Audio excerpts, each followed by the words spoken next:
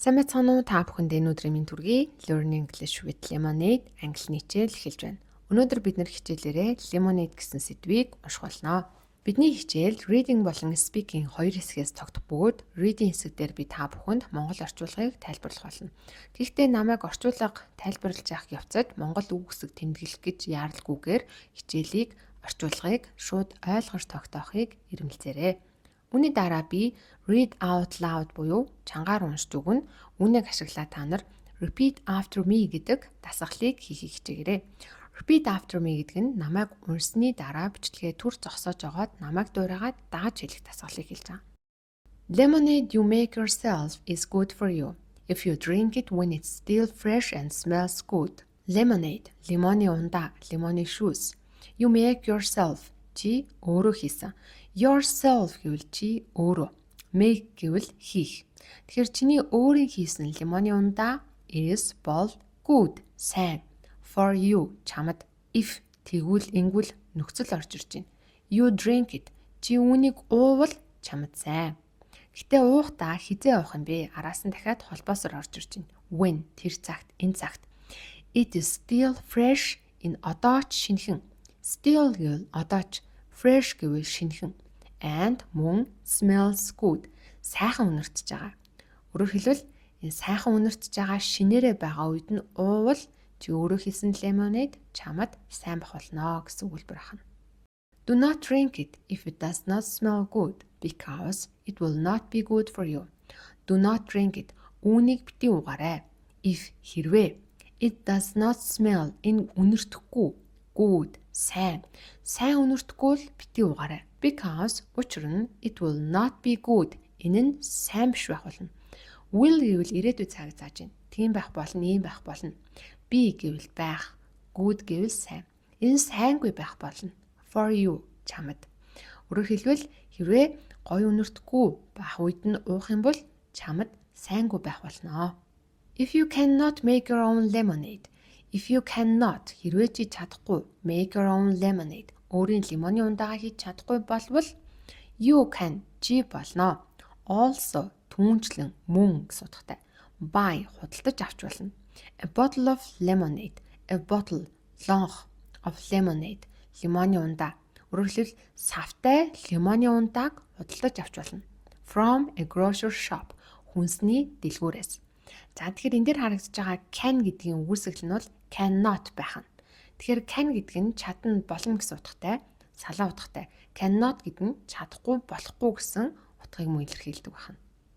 This kind of lemonade. Kind гэдэг нь дангаараа ийдэг гэсэн утгатай. Гэхдээ энэ тохиолдолд kind of гэдэг нь төрлийн гэсэн утгаар орж ирж байна. Энэ төрлийн лимоны ундаа is бол not good сайнгүй for your teeth чиний шүднүүдэд. Don't drink it too often. Don't drink it. Үүнийг бити уугаарай. Too often. Ойр ойрхон бити уугаарай. За ингээд дараагийн хэсэг рүү орцгоё. Энэ хэсэг дээр бид нэр speaking дасгалыг хийн. Бид нэр уншаал байвал англи хэл сайжрахгүй. Уншихаа зэрэгцээ ярианы дасгалыг хийсэн цагт ярианы англи хэлд сайжирна. Тэгэхээр та сагсны тэмцээн үзээд эсвэл сагсны тухай ном уншаад сагс тоглох чадвар сайжрахгүйтэй яг адилхан. Таны амны булчингууд англи хэлэнд зориулж хөдлөх хэрэгтэй. Тэгсэн цагт булчингуудыг англи хэлэнд хангалттай сунгаж бэлтгэсний дараа чөлөөтэй ярих их үүсвэр тавигдана гэсэн. Энэний хамгийн нэгдүгээрх дасгал бол read out loud. Та өөртөө яг хүнтэй ярьдаг хоолойныхоо темп, өнгө аясаар уншиж өгөх дасгал гэсэн. За үүний дараа бид нэр repeat after me гэдэг дасгалыг хийж болно. Өөрөөр хэлбэл би уншиж өглөө та бичлэгээ зогсоогоод дагаж унших. Ийм төрлийн дасгал хийж болно. Аль эсвэл speak with me гэдэг дасгалыг хийж болно. Намайг уншиж байхад та надтай зэрэгцээд нэг темпээр уншихыг оролдоно гэсэн. Ийм гурван төрлийн дасгал нь speaking exercise ордог бөгөөд янз бүрийн байдлаар бид нар энэ speaking чадвараа хөгжүүлж болно. Жишээлбэл энгийнээр бид нар караоке байдлаар дуудуулж болно. Эсвэл түргийн хэллэг хийлж болно. Эсвэл өөрөө зохиогоод хэнийг хүнтэй ямар нэгэн сэдвээр эсвэл химэл хоёухантай ярилцах байдлаар энийг давтаж болно. Гэхдээ байж болох аргуудаас хамгийн энгийн нь бол read out loud байх нь. За ингээд бүгдээрээ их уншицгаая. Lemonade you make yourself is good for you. If you drink it when it's still fresh and smells good. Do not drink it if it does not smell good, because it will not be good for you. If you cannot make your own lemonade, you can also buy a bottle of lemonade from a grocery shop. This kind of lemonade is not good for your teeth. Don't drink it too often. За одоо бүгдээрээ бяцхан ревю хийгээд үзье. За танд өгөгдсөн үгнүүдээс санаж байгаа үг байвал сэтгэл хэсэгт үлдээгээрэй. Хэрвээ аль нэг үгийг нь санахгүй бол санаа битгий зовоорой. Бичлэгээ эхнээс нь үзээд монгол орчуулгыг нь давтаад нэг сонсоорой.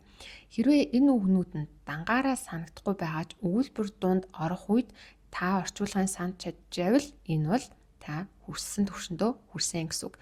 Эхний ээлжинд бид нар үгнүүдээ шууд хараад санахаас илүүтэйгээр өгүүлбэр дунд нь байхад нь санаж байвал тэр нь илүү сайн гэсэн үг.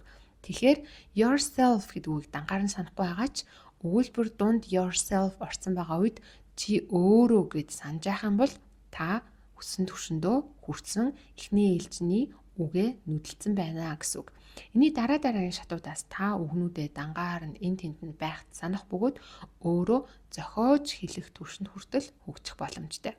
Гэхдээ бид нар монголоос англи руу сэтгэлгээний тусгай дасгал хийдэг учраас эхний ээлжинд өөрөө монголоос сэтгэж ярьж чадахгүй байгаадаа мөн адил санаа битээ зовоорой. Хичээлээ үргэлжлүүлээл үзээд байгаарай.